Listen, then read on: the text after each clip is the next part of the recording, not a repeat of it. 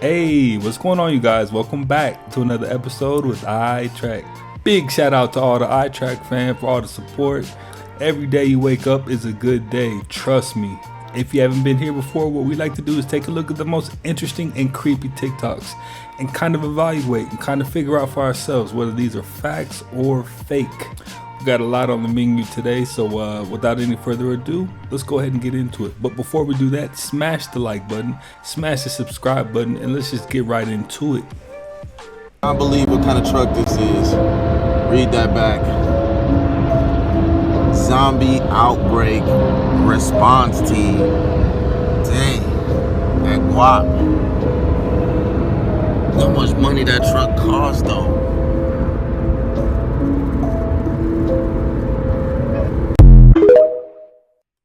Yeah, that man is asking all the wrong questions. He's talking about how much the truck might cost. I'm wondering, why in the world do we need a zombie response team? It's official. House Republicans have uncovered serious and credible allegations. You may not think I'm a time traveler, and I get it, but here's my prediction, and save this video because when this comes true, I want you to remember that I told you so. Joe Biden will be impeached. And what I mean is they are bringing it up. He will be impeached. But before he gets removed from office, and this is in no way a threat, before he gets removed, they will tell us that he has passed away, that he has died. Again, this is in no way a threat. Secret Service, please do not come to my house. Okay. Joe Biden will pass away, or they will tell us that he has died, and Kamala Harris will become momentarily the President of the United States of America. What will happen next? Follow for part 2. If it happens exactly the way that man explained it, I won't be surprised. The head of the Bank of International Settlements, which is the central bank of all central banks, has admitted on video that the goal of global central bank digital currencies is for surveillance and control. Let's take a look. For example, in cash, we don't know, for example, who's using a $100 bill today. We don't know who is using a 1,000 peso bill today. A key difference with the CBDC is that central bank will have absolute control on the rules and regulations that will determine the use of that expression of central bank liability. And also, we will have the technology to enforce that. They will frame this as a security issue so that we can limit the funds to terrorists. But the issue is that the definition of terrorists are quickly and rapidly changing.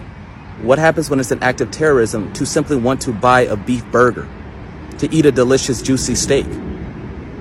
Or what happens when funds are taken from your account or your whole account is frozen in general simply because you left the lights on, or because you watch a little bit too much TV, or you say something that goes against the general narrative?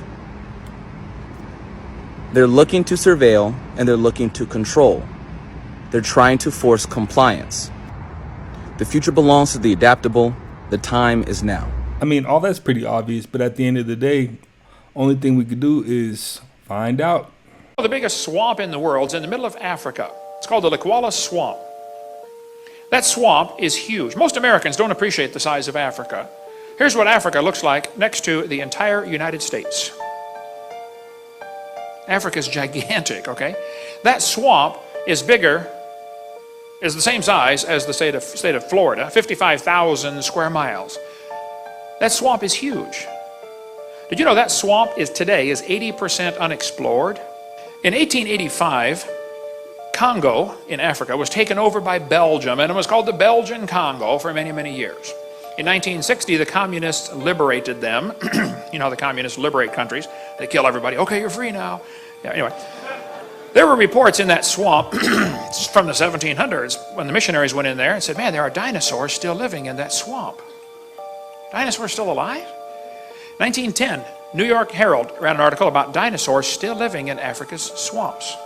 Here's a Saturday Evening Post, 1948. There could be dinosaurs still alive in Africa. A big game hunter named Mr. Gobbler returned from a trip to Angola He announced to the Cape Town newspaper, the Cape Argus, that there was an animal of large dimensions, the description of which could only fit a dinosaur. The natives call it Chippequi. In Central African Republic, they call it Nguri. Roy Mackle went there in 1980 on an expedition. He spent $250,000. As they traveled around the swamp, the natives talked about this animal called Mahamba. He said, "What's that?" And they showed him a crocodile. "Oh yeah, that's the Mahamba right there, Mahamba." He said, "How big does it get?" They pasted off on the sandbar, 50 feet long. And everybody says, no, crocodiles, they never get past about 17 feet. Oh, I don't think that's correct. Earlier in the summer of 2005, they killed a 24-foot crocodile in that swamp. Of course, the natives will say, oh, you should see the big ones. The natives also talk about an animal they call Mokele Mbembe. Well, if you show them the picture of an apatosaurus, they'll say, yep, that's it, Mokele Mbembe. The natives claim these animals live underwater. They're very rare. Of course, they're in the swamp in Africa, and nobody goes out at night anyway, and there's no lights over there at night. But the animals are seen mostly early morning or late in the evening when they come out, and their favorite plant is the Malombo plant. Majority of the resources are in Africa, so why wouldn't dinosaurs and everything else be there too?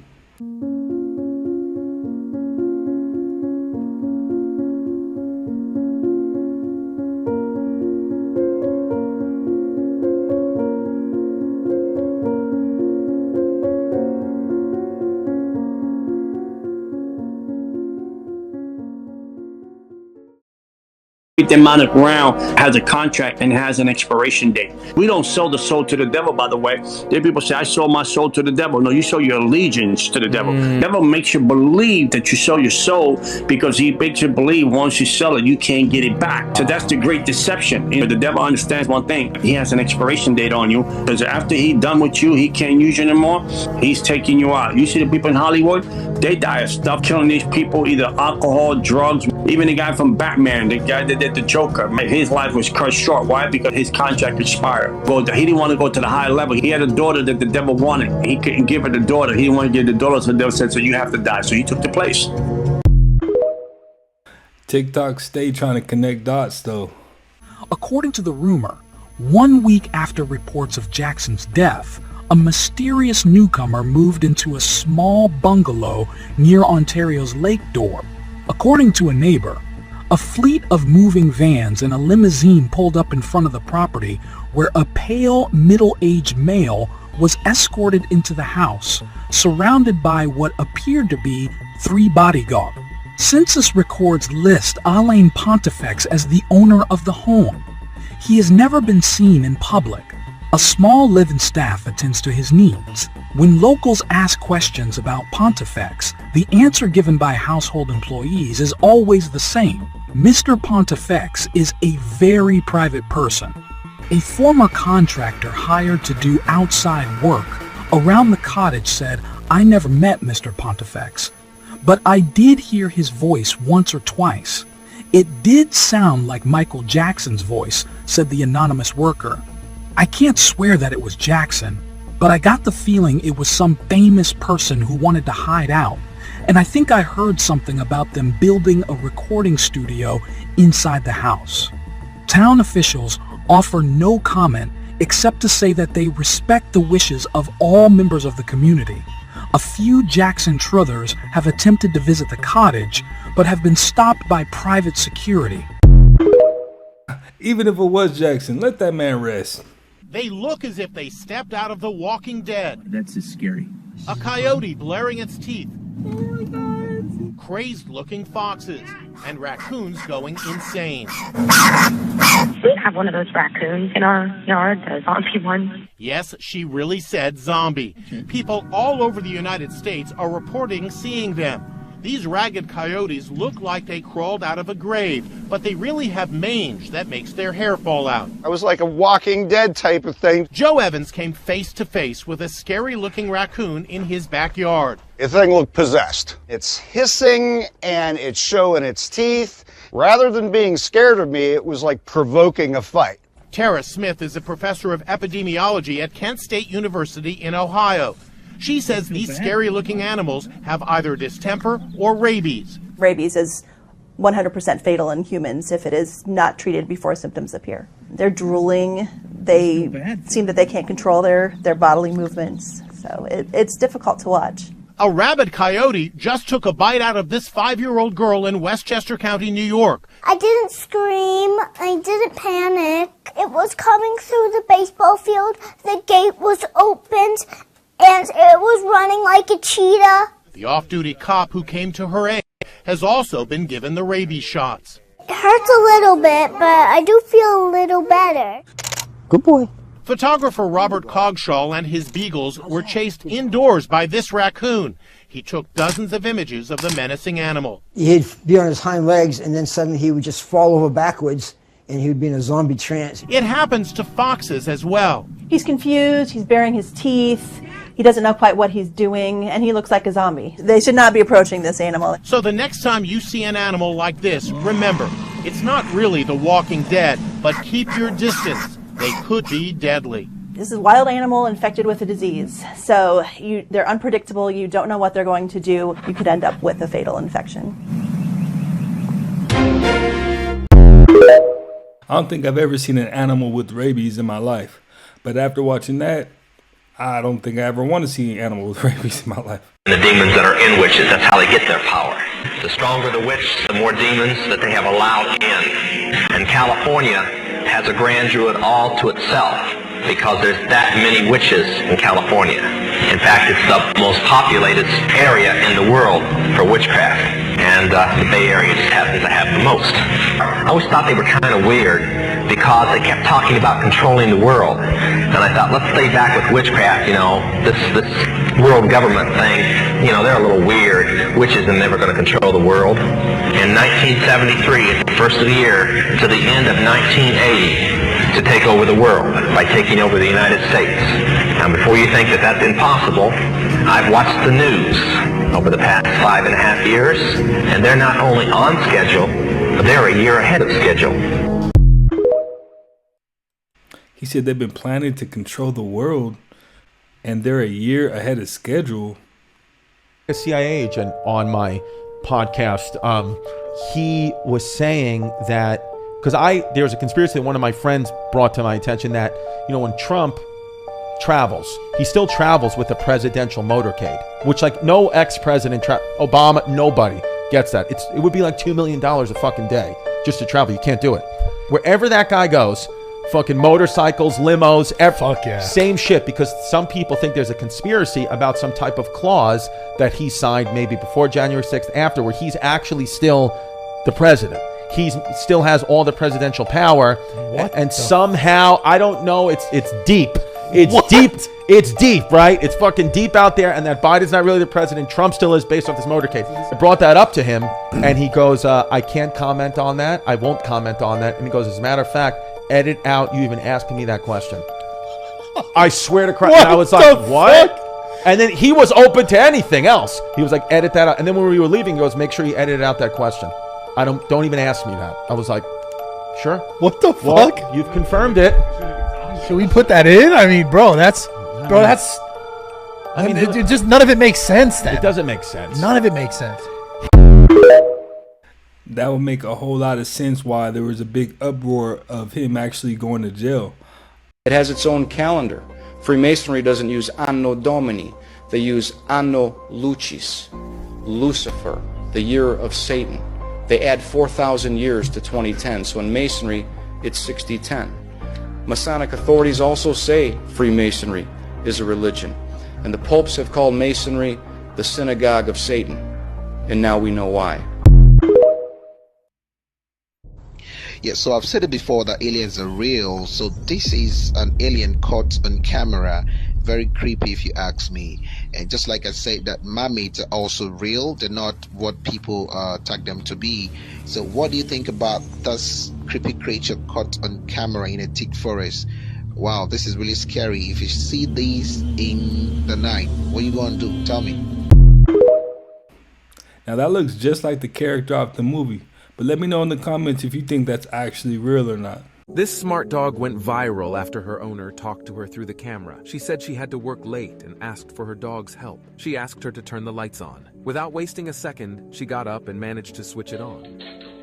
But that's not all. She curiously came up close to the camera and was like, "What else can I do?" The owner said it was snack time, but instead of just eating her treat, she took the small treat and put it in front of her puppy friend and took the bigger one for herself. If she made you smile, subscribe.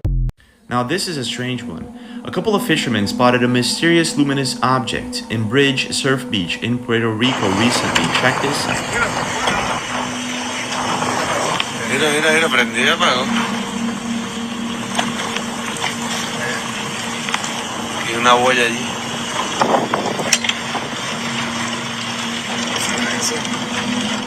They approach the mysterious light in hopes of figuring out what it is, but the more they approach it, the more mysterious it becomes. They notice how it keeps blinking on and off for some reason, and then they approach it a little more, and this is what happens. No acercarme mucho.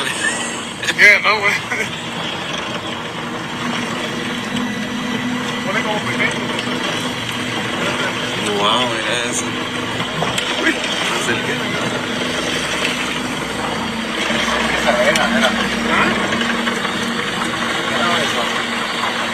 They follow this mysterious light for a few more minutes, and what happens next baffles the fishermen entirely. Mira, empezó en el puente y está la boya, era la boya. El puente está a mano izquierda, Era eso, mira.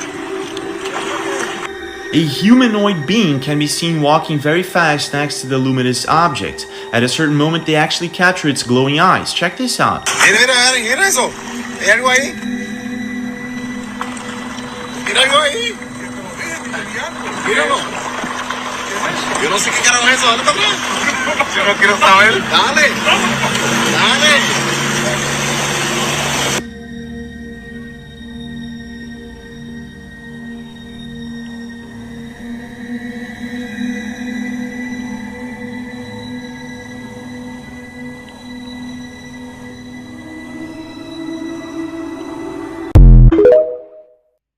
Yeah, that might have been one of the best videos I've seen of like a mermaid up close and personal. A man named Edward Leedskalnin discovered the secret behind the construction of the Great Pyramid of Giza. Indeed, in his memoirs, he noted, "I have found the secret of building the pyramid." In 1923, in memory of his late wife, he decided to build a coral castle. Interestingly, with his small stature, standing only 5 feet tall and weighing 100 pounds, and with primitive tools, he was able to lift many massive stones, stacking them on top of each other, some weighing up to 30 tons. The gate alone weighed up to 9 tons. According to neighbors, they saw him working alone at night. Even more strangely, he seemed to have a sixth sense. Whenever someone was spying on him, he would stop working. However, once a neighbor saw Edward Leedskalnin doing something with the stones, as if it would make them move on their own. Modern scientists believe that he discovered the vibrational frequency of the stones, scientifically known as acoustic levitation, to lift them. On page 69 of his memoirs, he wrote, "Today I saw my wife again. She is beautiful. We traveled through many lands and even reached the place that holds the knowledge of the universe, meeting Nikola Tesla, who is practicing here. It feels very real." But pages 82 and 83 mysteriously disappeared. And there's only one way to explain this. Edward Leedskalnin really reached the boundary, found the knowledge of God, or what is also referred to as the Akashic Cosmic Library that Tesla also mentioned. If someone had told me that my life would have been like this early enough where I could have got out, I would have got out. I'd say, no. I want to go and have a normal life. That was 90s actor Gary Coleman talking about his experience in Hollywood. Then he doubled down on the details of the execs he dealt with. You have to forgive me, I can't find the words. They're rude, they're obnoxious, they're not fun to be around. And then they're racist, and they probably have swastikas tattooed on them somewhere. Even his own parents watched him suffer while he was fighting for his life. When your child is sick on the set, throwing up, rejecting his kidney, on dialysis 4 times a day, that's the time for parents to step in. But that wasn't all he had to deal with. You know what? I have this on my head because I fell down the stairs. I don't want people thinking that my wife is abusing me. Did you catch the sarcasm in his voice too? Well, here's why he might think she had something to do with it. He just got home. I heard this big bang. I went downstairs, blood everywhere. Send someone quick because I don't even know if he's like gonna be alive because there's a lot of blood on the floor. Can you go to where he is and help him? He's lethargic. I can't really help him. I just can't be here with the blood. If you were old enough to watch sitcoms in the 90s, then Gary Coleman is most likely a familiar name to you. And although what you knew him for was probably his funny catchphrase. Watch It Talkin' About Willis. The actor's life in the industry seems to have been through nothing short of hell. Besides having difficulties getting along with people in and out of the industry, Coleman also had to fight betrayal from his own family members. All of this was happening while the industry itself was milking him dry. But he didn't leave without telling the tale of what his eyes saw as a star at his peak in Hollywood. And let me just tell you that things within the industry are a lot darker than what you believe. Coleman's life is proof of that, and if you want to be convinced, stay tuned till the end. I finally just said, you know, enough of all of you people. I'm sick of all you people. I don't want to hear from any more of you people. In general, being an adult that's 4 feet 6 inches comes with its own set of challenges, such as being able to drive certain vehicles, but things like this were the last of Different Strokes actor Gary Coleman's worries as an adult, as his life was marred with much more horrible situations. After becoming a star thanks to the show Different Strokes, Gary Coleman was the highest paid child actor of the 1970s and 1980s. Legendary comedians like Bob Hope and Lucille Ball hailed him as the next big thing in comedy. But in the end, the decline that preceded Gary Coleman's life came to overshadow his early success. The former child star, who became synonymous with the phrase, "What you talkin' about, Willis?" struggled throughout his life with drug, legal, and domestic problems. In the series of challenges that faced the actor, one thing that remained constant was that every single person around him had their own MO and was planning to take advantage of him at one point or the other. All of a sudden, I want to go back and binge watch Different Strokes. Debemos estar preparados. Look! El video es real, miren a la gente viendo el evento.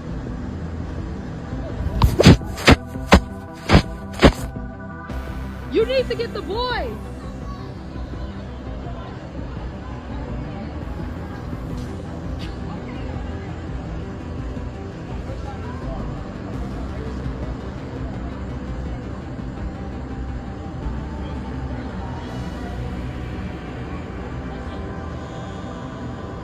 Por suerte las imágenes son de buena calidad.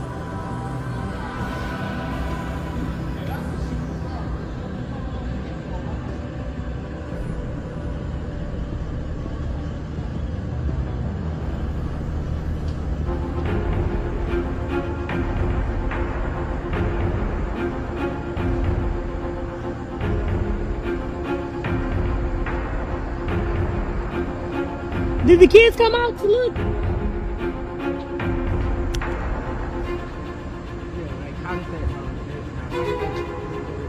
Did you see it though when it was over here? It looked so crazy.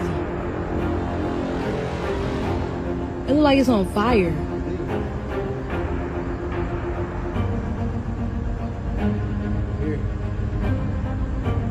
I don't think that's it. That's not going to be good. That's the noise, isn't it?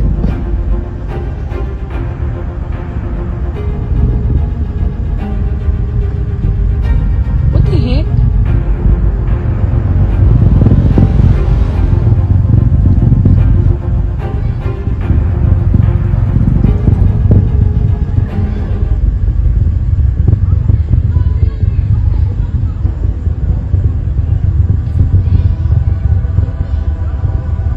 Look at it, boy. No te olvides de dejar tu like y apoyar al canal. Look at it.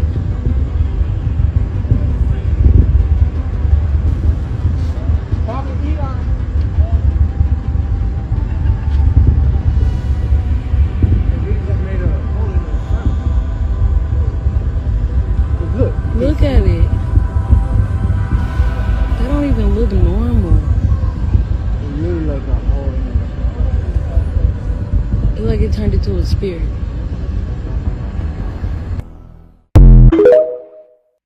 That's exactly what you think it is.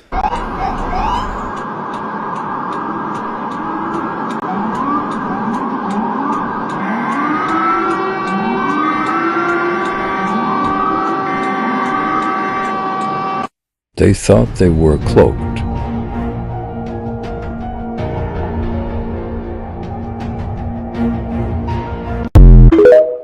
Hey, you might have to rewind that back and pause it. They were on that spaceship walking around. That didn't look like no CGI. Think about it. Tucker Carlson, Alex Jones, Andrew Tate, they all avoid the same elephant in the room. They all had fathers in the CIA, and the CIA scouts them young. Why the CIA likes to pick into family is because now you have someone you can lose, so you have to listen to them. Like if I was working with the CIA and I had a son, he would be like enrolled into these kind of programs. He wouldn't even know he's CIA. We just send him to certain courses to learn things. But the CIA would literally be like, how's your boy? How's this? Just like when I worked in nightclubs and the Hells Angels and all the gangsters would drive by to the police chiefs' houses while they're having barbecues, and they would say, yeah, your boy, he's great at football at the clubs. Now, he definitely makes a good point. Bringing up somebody's family definitely is a good way to invoke fear. Well, you guys, hey, that's another one in the books. Appreciate each and every one of you for stopping by and watching another one with me. If you haven't already, go ahead and smash that like button, smash that subscribe button, join the iTrack fam, and I will definitely catch you on the next one.